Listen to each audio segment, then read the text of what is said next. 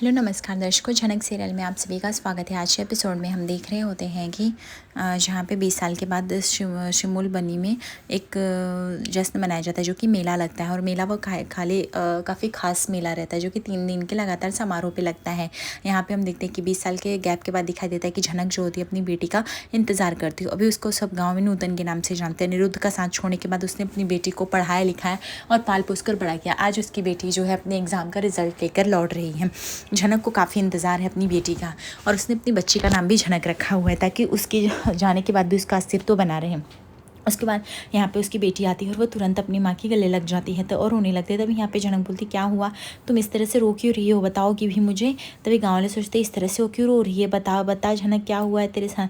तभी झनक बोलती है, अरे कुछ नहीं, बस वो रिज़ल्ट आया है मेरा। अरे रिज़ल्ट आया तो उसमें रोने जैसा क्या है, बताएगी तो तभी उसकी सहेलियाँ बताती हैं कि काकी झनक जो है वो प्रथम अव्वल लाई है पूरे स्कूल में। यह सुनकर झनक की आंखों में आंसू आ जाता है और तुरंत वह अपनी बेटी को गले से लगा लेती हैं। गाँव में मानो जश्न का माहौल बन जाता है। गाँव वाले भी काफ़ी खुश हो जाते हैं और वो झनक को बधाइयाँ देने लगते हैं। और तभी उसकी सहेली बोलती है, अभी तो सिर्फ अपनी क्लास में, अगले साल तो बोर्ड का भी परीक्षा है, उसमें तो और भी अव्वल आएगी। यह सुनकर झनक को काफ़ी खुशी होती है। झनक बोलती है अपनी बेटी को, ठीक है जो भी है अभी तुम्हें फटाफट चलना है, ठीक है।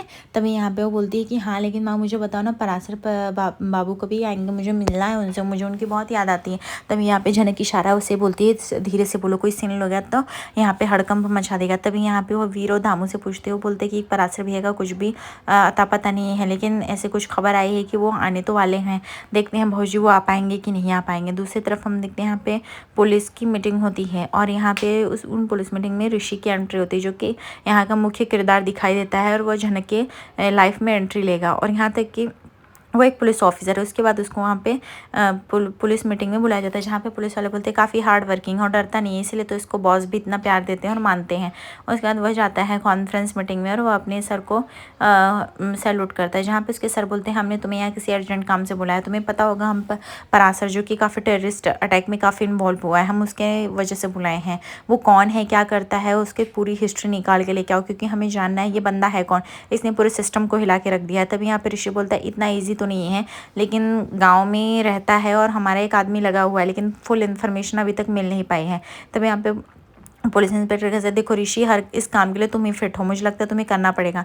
तभी यहाँ पे उस आदमी का फ़ोन आता है जिसको उन्होंने गांव में रखा हुआ है। वो बताता है कि बस पराशर आने वाला है। वो बोलता है खबर पक्की है, बोलते हैं हाँ पक्की है। तभी यहाँ पे उसको ऑफिसर बोलता है कि तुमको सिमलबोनी जाना पड़ेगा और पूरा अच्छे से यहाँ पे नज़र रखनी पड़ेगी। वो बोलता है सर बट अभी कैसे मैं निकल सकता हूँ। तो पुलिस बोलता है क्यों, कुछ अर्जेंट काम है क्या। तभी यहाँ पे ऋषि बोलता है नहीं नहीं, कोई अर्जेंट काम नहीं है। दूसरी तरफ हम देखते हैं यहाँ पे गाँव के मेले का जश्न मनाया जाता है जहाँ पे झनक और झनक की बेटी बहुत ही अच्छा नृत्य करते, डांस करते, काफ़ी झूम रहे होते हैं, मानो दोनों एक दूसरे में खुश हो जाते हैं। झनक की बेटी हूबहू झनक की तरह डांस करने में काफ़ी होशियार रहती है।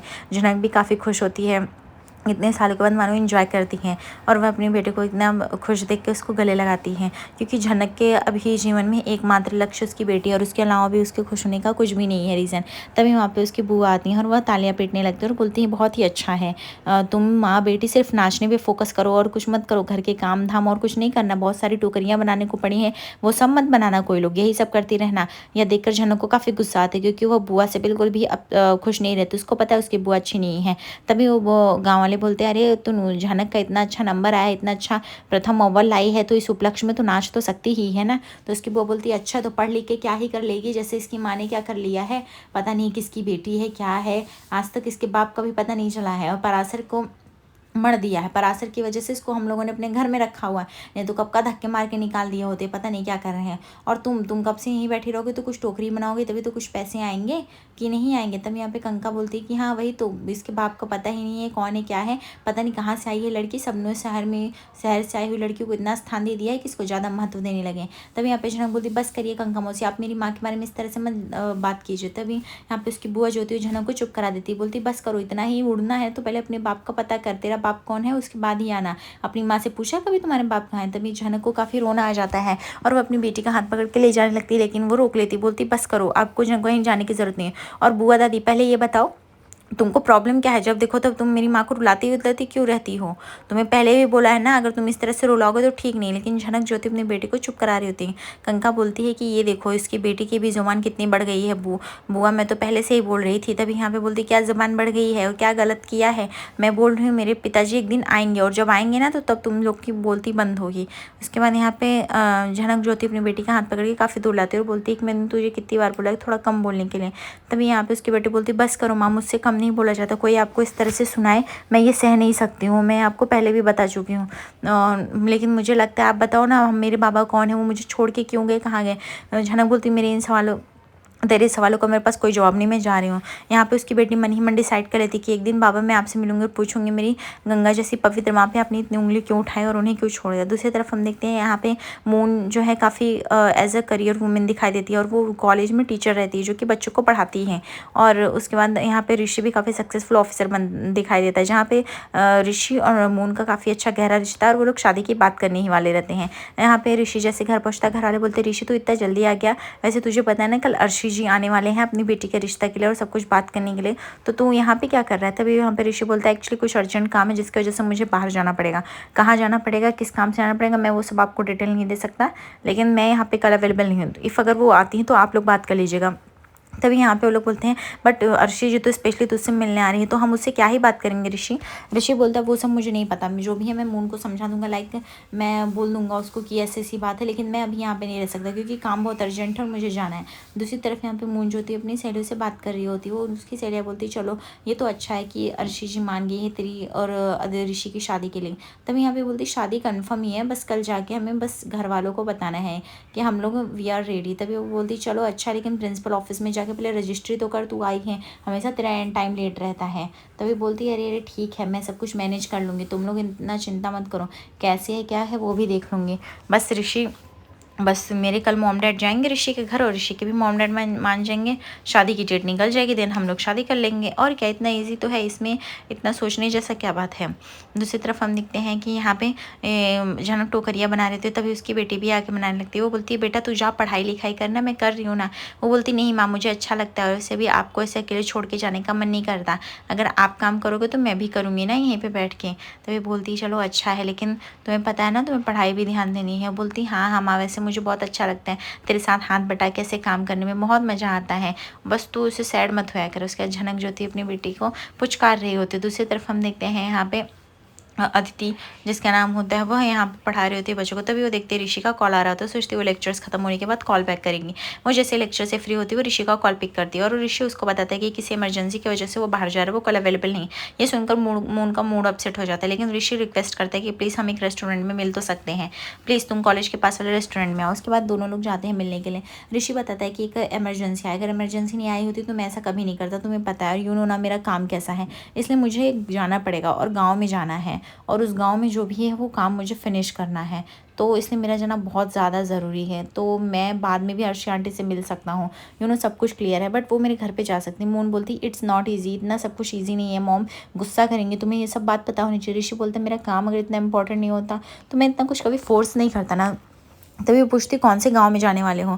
ऋषि बोलता मैं ये बात तो किसी को नहीं बताता, लेकिन हाँ मैं तुम्हें बता रहा हूँ, लेकिन मुझे प्रॉमिस चाहिए कि तुम ये बात किसी को भी लीक नहीं करोगे। सिमिल बोनी एक गांव है जहाँ पे मुझे जाना है, कुछ काम से जाना है। अभी वहाँ पे मेला फेस्टिवल चालू हुआ है, इसलिए मेरा वहाँ पे जाना ज़रूरी है। वहाँ पे क्या हो रहा है क्या नहीं हो रहा है, मेरे अलावा सर किसी पे भरोसा नहीं कर सकते, इसलिए मैं जल्दी जाऊँगा जल्दी आऊँगा। तभी यहाँ पे मून बोलती है किसी गाँव वाली लड़कियों को पसंद मत कर लेना जाके। तभी यहाँ पे ऋषि बोलते हैं पॉसिबल ही नहीं है मून, मैं तुम्हारे अलावा किसी को सोच भी नहीं सकता हूँ।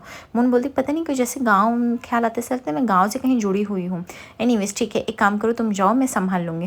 दूसरी तरफ हम देखते हैं यहाँ पे झनक को सब लोग डांस करने बुलाते हैं। झनक बोलती है अरे नहीं मुझे मुखिया जी को खाना देने जाना है, मैं तुम लोग के साथ बाद में डांस करूँगी, वैसे भी मुझे सारे डांस आते हैं, तुम लोग सीखो जो भी सीखना है। दूसरी तरफ हम देखते हैं कि यहाँ पे मून जो होती है वो अर्शी को बताती है कि कल ऋषि अवेलेबल नहीं है, इसलिए मॉम आप प्लीज़ घर पर जाके बात कर लेना, क्योंकि उसको एक अर्जेंट ट्रांसफ़र आया इसलिए उसे गाँव में जाना पड़ेगा, यू नो ना। तभी यहाँ पे अर्शी कहती है कि गाँव पता नहीं कैसा होगा कैसे नहीं होगा, कैसे मैनेज करेगा ऋषि ये सब, मुझे तो ये नहीं समझ में आ रहा है। वो बोलती है वो मैनेज करेगा, गाँव में जाना बहुत इंपॉर्टेंट है। तभी यहाँ पे अर्शी बोलती तुम्हारे डैड भी बड़े बड़े काम की वजह से गांव में गए, कुछ जगह सफल भी हुए कुछ जगह नहीं भी हुए हैं, एंड गांव का पूरा सिचुएशन काफ़ी ओल्ड टाइप का रहता है। तभी यहाँ पे मून बोलती पता नहीं क्यों बाबा जब भी कोई गांव कहता है तो मुझे ऐसा लगता है कि मैं कभी गाँव में तो नहीं हूँ, मैं गाँव वालों को जानती हूँ। ऐसा क्यों लगता है कि मैं गाँव से ही हूँ, बट फिर मुझे लगता है कि मैं गाँव से हूँ तो मुझे तो कुछ याद ही नहीं है।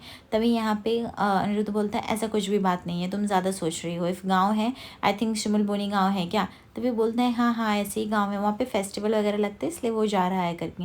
दूसरी तरफ हम देखते हैं यहाँ पे ईशानी की भी लाइफ में काफ़ी बदलाव देखने को मिलता है, जहाँ पे ईशानी सारी चीज़ें याद करती कि कैसे उसकी शादी हुई एक ऐसे घर में जहाँ पे लोगों को आया चाहिए रहती थी। उनके 2 बच्चे हैं, उससे पति से शादी, पति अच्छे हैं लेकिन घर के बाकी लोगों ने नौकरानी समझ रखा है। मेरी बहन की भी शादी जल्दी हो गई, मैं केस तो जीत गई, उन लोग को जेल तो करा दिया, बट 1 साल में पापा का देहांत हो गया। पापा को हार्ट अटैक आने की वजह से माँ काफ़ी अकेली पड़ गई। छोटा भाई पढ़ने में अच्छा था इसलिए माँ को घर भेजना पड़ा और उसे विदेश भेजना पड़ा पढ़ाने के लिए। अभी माँ का छोटा मोटा खर्चा मैं ही देख लेती हूँ, अगर अपने यहाँ से सामान दे देती हूँ तो मेरे पति गुस्सा नहीं करते। लेकिन मैं एक आया बन के रह गई, IPS ऑफिसर तो सिर्फ सपना रह गया, जो मैं करना चाहती थी लाइफ में कर नहीं पाई। अब सिर्फ मैं एक आया बनी हूँ, दूसरों के घर का ख्याल रखना, बच्चों का ख्याल रखना, अब यही मेरी ड्यूटी है और इससे ज़्यादा मेरा कुछ काम नहीं। मेरे पति काफ़ी हेल्थ कॉन्शियस हैं और वो डाइट को काफ़ी ज़्यादा रखते हैं मायने, इसलिए मैं उनके भी डाइट पे काफ़ी फोकस्ड रहती हूँ। तभी यहाँ पे हम देखते हैं कि यहाँ पे ईशानी के पति दिखाई देते हैं, जहाँ पे ईशानी के हस्बैंड जो होते हैं वह ईशानी को बोलते हैं पहले तो तुम मेरा सब कुछ लेके आओ, ग्रीन टी वगैरह सारा, तुम्हें पता नहीं मैं कितना हेल्थ कॉन्शियस हूँ। ईशानी बोलती हाँ 2 साल हो गए, मुझे सब कुछ पता है आपको क्या चाहिए रहता है क्या नहीं। तभी वो बोलते तारीफ़ करते हुए कहते हैं कि तुम इस घर के तौर तरीक़ों में बहुत अच्छे से घुल गई हो। वैसे मुझे अच्छा लगता है ये सब देख के। बाकी बच्चे कहाँ हैं? ईशानी बोलती बस वो लोग आ ही रहे हैं टेबल पे। तभी यहाँ पे दीदी आती हैं, यानी उसकी ननद, और वो चाय मांगती है। तभी यहाँ पे वो लेके जाती, गरम गरम चाय देती हैं। यहाँ पे उसकी बेटी जो होती है वो ईशानी से काफ़ी बदतमीजी कर रही होती है, बोलती है आपको पता नहीं है मुझे हमेशा नट्स चाहिए रहते, वो नट्स मेरे कहाँ हैं? तभी ईशानी बोलती याद दिलाने की ज़रूरत नहीं है, 2 साल हो गए, मैं आपके नट्स यहीं पर रखी हूँ, ये लीजिए अपना नट्स। तभी बोलती ठीक है बट ओवर स्मार्ट बनने की कोशिश मत करो। ऐसी तरह से बेइज्जती करके ईशानी की चली जाती, लेकिन ईशानी कुछ भी नहीं बोलती। दूसरी तरफ यहाँ पे जो होती है मून जो होती है वो बोलती मैं मुखिया जी के लिए खाना लेके जा रही। तभी उसकी बुआ बोलती हैं ये सब तुम लोगों का कब बंद होगा समझ में नहीं आ रहा। तभी वो बोलती क्या क्यों बंद होगा, और माँ तुम शांत रहिए, जब देखो ऐसे क्यों सुनाती रहती हैं हम लोगों को। तभी यहाँ पे झनक समझाती अपनी बेटी को बेटा प्लीज़ ऐसे मत करो, त्यौहार के दिन लड़ाई झगड़े नहीं करते। यहाँ पे उसकी बेटी बोलती है माँ प्लीज़ आप इनको समझा दो कि इस तरह से मेरे साथ झगड़ा लड़ाई नहीं करे, नहीं तो सही नहीं होगा इनके लिए ज़रा भी। दूसरी तरफ हम देखते हैं कि यहाँ पे ऋषि जो होता है वो स्टेशन उतर जाता है और वह अपने जो आदमी को रखा रहता है गांव में वो उसे पिक करने के लिए आता है। तभी हम देखते हैं कि ईशानी को जो होती है उसकी ननद सबको समझाती है काम करने के लिए, और वह ये भी बताती है कि उसका बेटा भी थोड़ा राहुल जो है वो थोड़ा लेट से आएगा, उसने पहले इन्फॉर्म कर रखा है। तभी हम देखते हैं कि वो अपनी गर्लफ्रेंड के साथ आता है। उसकी गर्लफ्रेंड जो होती है उससे बोलती है वैसे तुम्हारी जो माँ है ना काफ़ी ओल्ड फैशन लगती है, कैसे कपड़े कैसे यूज़ करती, तुमने देखा उनके कपड़े तौर तरीके। वो बोलता है वो मेरी माँ नहीं मेरे पापा की वाइफ हैं, दैट्स इट, इससे ज़्यादा कुछ भी नहीं। उसके बाद वो लोग जाते हैं और वह काफ़ी चिल आउट कर रहे होते हैं और वह अपने पापा से बात कर रहे थे, लेकिन ईशानी की बेइज्जती कर रही होती है। बोलती मुझे तो जूस पसंद है लेकिन मुझे पता है कि आप ग्लव्स से देंगी तो ज़्यादा अच्छा रहेगा। ईशानी जो थी कुछ भी नहीं बोलती, बोलती इतना तो मुझे पता है कि ग्लव्स से देना है, इस घर के सारे तौर तरीके मुझे पता है तो इतना मैं हाइजीन मेंटेन कर सकती हूँ। और उन लोगों का वो टेबल पे खाना रख देती है और वह बोलती है कि उसको उसकी माँ से मिलने जाना है, माँ का कुछ ब्लड टेस्ट वगैरह कराना है क्योंकि माँ की तबीयत काफ़ी ख़राब है।